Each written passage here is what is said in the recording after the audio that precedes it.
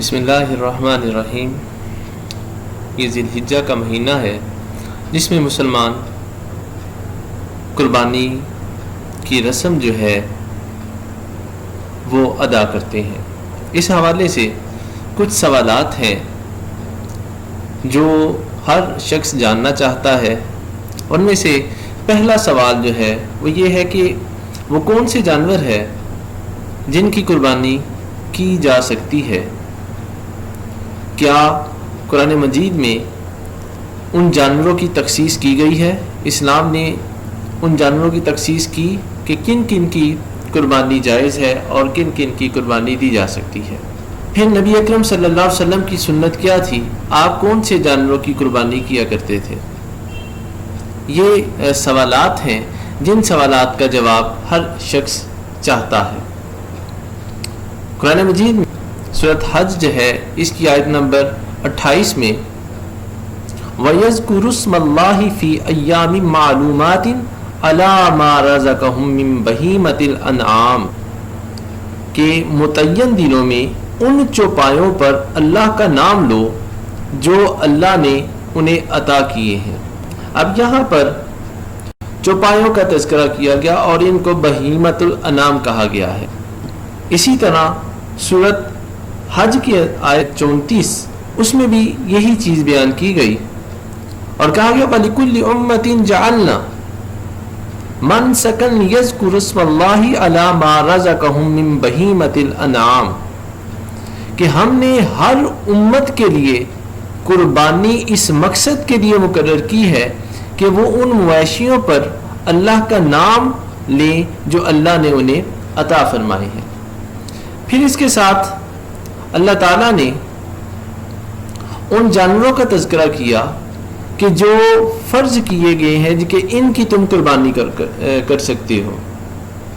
اس میں سورۃ انعام ہے، اس کے اندر اللہ تعالیٰ بیان فرماتے ہیں وَمِنَ الْأَنْعَامِ حَمُولَةٍ وَفَرْشًا كُلُوا مِمَّا رَزَقَكُمُ اللَّهُ یہ جو چوپائے ہیں ان میں کچھ تو بوجھ اٹھانے والے ہیں اور کچھ جو ہے یہ زمین سے لگے ہوئے ہیں۔ بوجھ اٹھانے والوں میں اونٹ آتا ہے اور اسی طرح جو زمین سے لگے ہوئے ہیں ان میں سے جو بکری ہے، بھیڑ ہے۔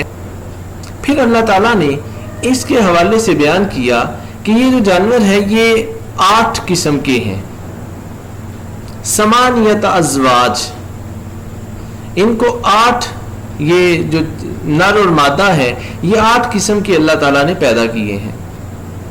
اور ان میں سے کون سے ہیں؟ کہا من الضأن اثنین ومن المعز اثنین کہ ان میں سے جو 2 ہیں بھیڑ اور بکریاں ہیں۔ اور پھر اگلی آیت میں کہا ومن الابل اثنین ومن البقر اثنین اور 2 جو ہیں وہ اونٹ میں ہیں اور 2 جو جوڑا ہے وہ گائے میں ہے۔ اس میں نر اور مادہ یہ دونوں ہیں کہ ہم نے یہ پیدا کیے۔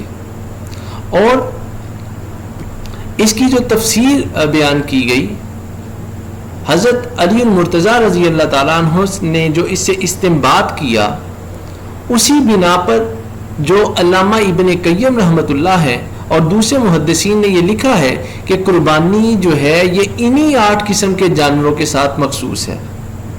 2 بھیڑ اور نر بھیڑ اور مادہ بھیڑ، بکری اور بکرا، پھر نر گائے اور مادہ گائے جسے بیل اور گائے آپ کہہ سکتے ہیں، اور اسی طرح اونٹ اور اونٹنی۔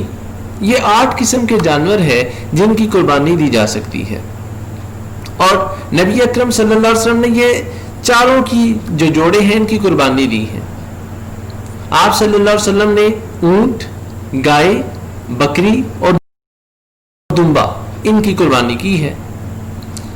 اور گائے کی قربانی نبی اکرم صلی اللہ علیہ وسلم اپنی ازواج مطہرات کی طرف سے دیتے تھے، اور اونٹ، بکری اور دمبا کی قربانی آپ صلی اللہ علیہ وسلم نے اپنی طرف سے مختلف اوقات میں کی ہے۔ اور صحابہ کرام سے بھی انہی جانوروں کی قربانی جو ہے یہ ثابت ہے۔ اب یہ جو بہترین قسم کی جو قربانی ہے، کیونکہ قربانی کرنی ہے تو اس میں یہ بھی ہے کہ جو آپ جانور لے رہے ہیں اس میں کوئی نقص نہ ہو، یہ بہترین قسم کا ہونا چاہیے. تو نبی اکرم صلی اللہ علیہ وسلم کا فرمان ہے کہ اللہ تعالیٰ کو سب سے زیادہ جو محبوب قربانی ہے وہ موٹی، تازہ اور عمدہ قسم کی قبول اللہ کرتا ہے. اللہ کو یہ سب سے زیادہ پسند ہے کہ جو فربا ہو، تازہ ہو اور عمدہ قسم کی ہو. جو قرآن مجید میں آیت ہے وَمَن يُعَظِّمْ شَعَائِرَ اللَّهِ کہ جو اللہ کے شاعر ہیں ان کی تعظیم کرو. تو امام بخاری نے اس میں یہ قول نقل کیا ہے کہ وہ قربانی جو ہے وہ موٹی اور تازہ ہو، عمدہ ہونی چاہیے. تو یہ ہمارا ہے کہ کون کون سے جانور ہیں جن کی قربانی کی جا سکتی ہے، وہ آپ کے سامنے رکھا. السلام علیکم ورحمۃ اللہ وبرکاتہ.